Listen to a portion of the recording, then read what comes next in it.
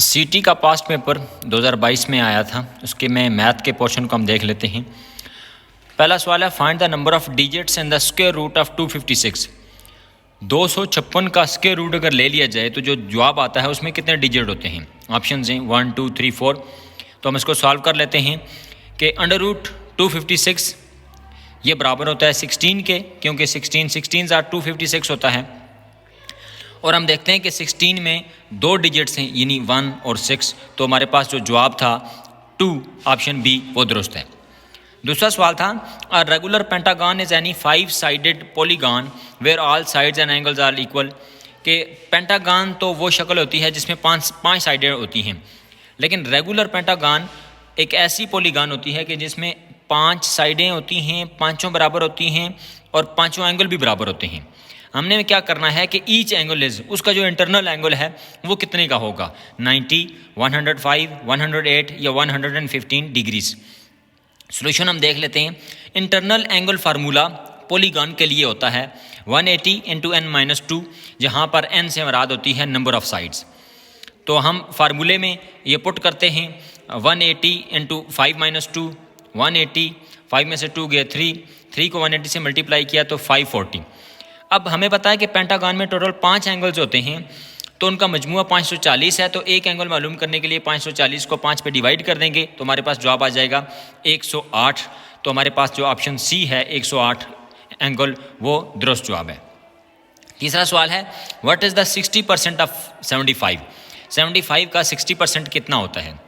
Option हैं 25, 35, 40 या 45। अब हम देखते हैं कि हम 60% को लिख सकते हैं 60/100। ऑफ का मतलब मैथमेटिक्स में मल्टीप्लाई होता है और 75 की जगह 75 लिख दिया। 60/100 को हम देखते हैं कि 0 के साथ काट गया तो 6/10 रह गया, और 6/10 को मज़ीद सिंप्लीफाई किया 2 पे डिवाइड करके, तो हमारे पास जवाब आ गया 3/5 मल्टीप्लाइड बाय 75।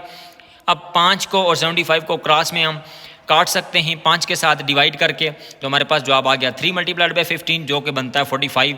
तो ऑप्शन डी 45 दुरुस्त है। अगला सवाल है, if perimeter of equilateral triangle is 15 centimetre. अगर इक्विलेटरल ट्राइंगल का जो पेरीमीटर है वो 15 सेंटीमीटर है, then length of its one side will be equal to. तो उसकी जो लेंथ है वो कितनी होगी। अब ऑप्शन हैं 3 सेंटीमीटर, 5 सेंटीमीटर, 6 सेंटीमीटर या 7 सेंटीमीटर। हम जानते हैं कि all sides are equal in equilateral triangle. के इक्विलेटरल ट्राइंगल होती वो है कि जिसकी तीनों साइडें बराबर होती हैं। और पेरीमीटर क्या होता है कि पेरीमीटर होता है जो आउटर लेंथ होती है, उसकी बाउंड्री लाइन की जो लेंथ होती है उसको हम इसको पेरीमीटर कहते हैं। तो अगर उसकी तीनों साइडें बराबर हैं तो यकीनी तौर पर जो है उसके पेरीमीटर को अगर हम 3 पर डिवाइड कर दें तो हमारे पास number of length of one side आ जाएगी। तो पेरीमीटर डिवाइडेड बाई 3 हमने किया तो हमारे पास जवाब आ गया 5। तो जवाब है 5 सेंटीमीटर। अगला सवाल है, if 15 man can weave 120 clothes a day. अगर 15 बंदे एक दिन लगाकर 120 कपड़े बना सकते हैं, उनको तैयार कर सकते हैं, तो how many metres cloth will be weaved by 35 man. तो अगर हम बंदे बढ़ा दें, यानी 15 के बजाय 35 बंदे कर दें, तो फिर वो कितने कपड़े ज़्यादा तैयार कर लेंगे। अगर हम बंदे बढ़ाएंगे, ज़्यादा दर्जी बिठा देंगे, तो यकीनी तौर पर वो ज़्यादा जो है वो कपड़े वीव कर लेंगे, बना लेंगे। तो इसका मतलब है कि अगर हम एक क्वांटिटी बढ़ाएं तो दूसरी ऑटोमेटिकली बढ़ जाएगी, या एक कम करें तो दूसरी भी कम हो जाएगी। इसको हम कहते हैं डायरेक्ट प्रोपोर्शन। और हमने इसको सिंपल तरीके के साथ लिख लिया 15:35 प्रोपोर्शन 120:5y। हमें पता है कि प्रोडक्ट ऑफ मीन्स, यानी जो दरमियान वाली दोनों टर्म्स हैं उनका जो प्रोडक्ट है मल्टीप्लाई करके is equal to product of extremes, जो बाहर वाली प्रोडक्ट हैं, आखिर वाली, कोने वाली, उनके बराबर होता है। तो इस तरीके के मुताबिक 15 multiplied by Y equals 35 multiplied by 120। इसमें y की वैल्यू हम निकालेंगे तो आएगा जवाब 280। तो ऑप्शन सी 280 दुरुस्त जवाब है। अगला सवाल था, सप्लीमेंट्री एंगल्स मेजर 3x + 5, ये एक एंगल है, और 9x - 5 ये दूसरा एंगल है। तो हमने x की वैल्यू निकालनी है। हमें पता है कि सप्लीमेंट्री एंगल्स होते ही वो 2 एंगल्स हैं कि जिनका मजमूआ 180 के बराबर होता है। तो इसका मतलब है कि 3x + 5 + 9x - 5 इन दोनों का मजमूआ विल बी इक्वल टू 180। हमने इक्वेशन बना दी। अब इसमें x वाली रकमों को एक तरफ कर लिया, जो कांस्टेंट इनको दूसरी तरफ कर लिया, तो 3x + 9x 12x + 5 - 5 कैंसल, 180 अपनी जगह पर। x की वैल्यू हम निकालेंगे तो 15 तो इसका मतलब है कि इसमें x की वैल्यू आ जाएगी 15 डिग्री।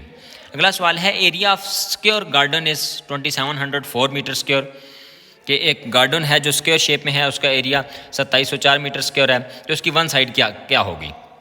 हमें पता है कि एरिया ऑफ स्क्वायर का फार्मूला होता है लेंथ स्क्वायर, और हम दोनों तरफ अगर अंडर रूट ले लें, स्क्वायर रूट ले लें, तो लेंथ स्क्वायर रह जाएगी लेंथ, और 2704 का जो स्क्वायर रूट है वो 52 हो जाएगा।